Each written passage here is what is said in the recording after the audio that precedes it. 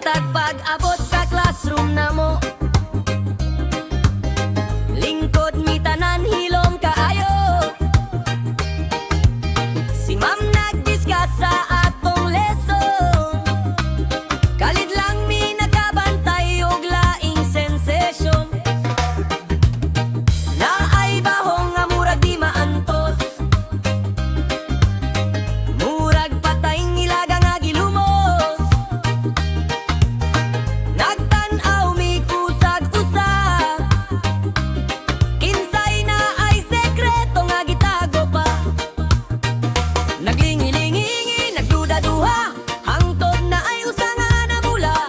Nagpurok-purok, di nakalihok, murag na ay nahitabo nga di maayong tukiyon. Si Bimbe di ay nakaigit astang bahuwa, si Patrick sigig katawa nagtulora ang sipon niya ay kaluho.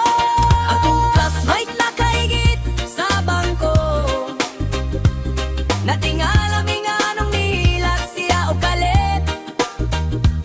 Akong classmate nakaigit, wag yun tuyo